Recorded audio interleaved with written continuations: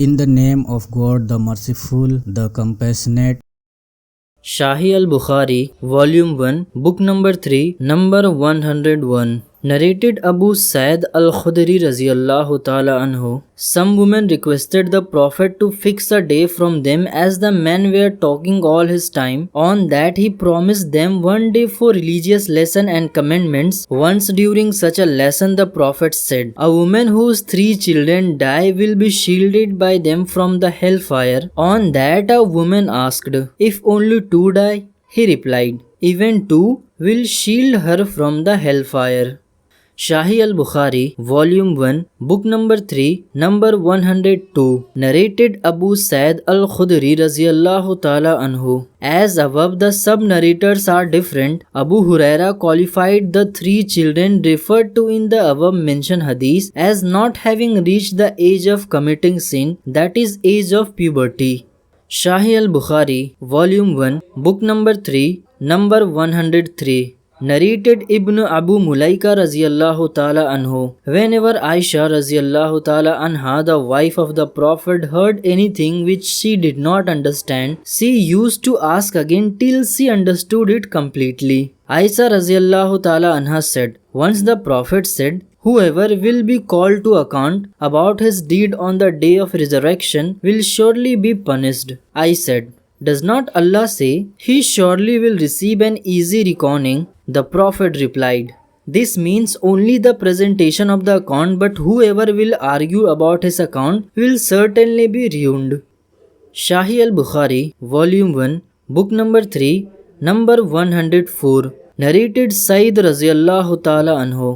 Abu Huraira said, when Amr bin Said was sending the troops to Makkah to fight Abdullah bin Az-Zubair, I said to him, "O chief, allow me to tell you what the Prophet said on the day of following the conquest of Makkah."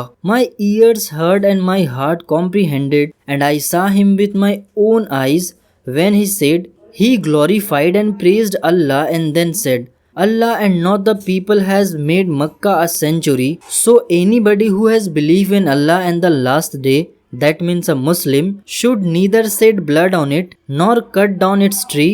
If anybody argues that fighting is allowed in Makkah as Allah's apostle did fight in Makkah, tell him that Allah gave permission to his apostle, but he did not give it to you."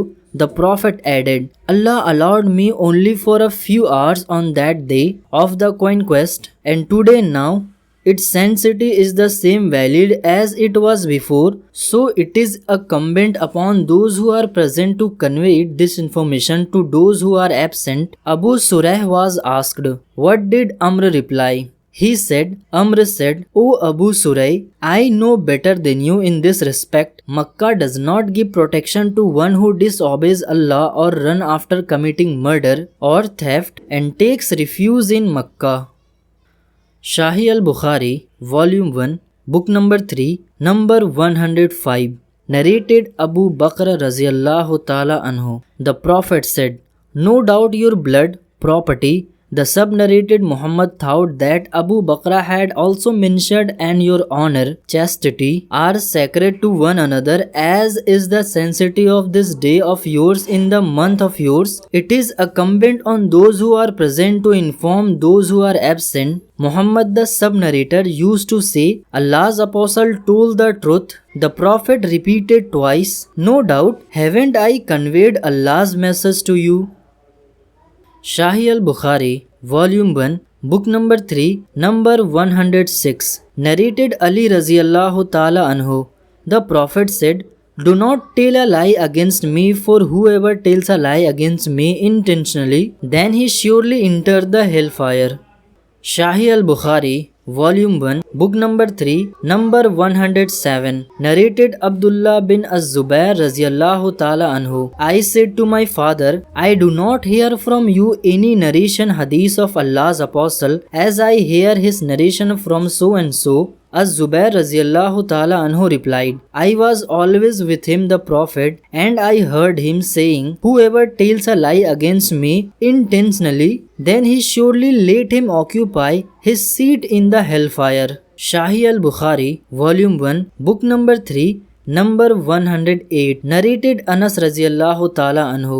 The fact which stops me from narrating a great number of hadiths to you is that the Prophet said, "Whoever tells a lie against me intentionally, then surely let him occupy his seat in hellfire."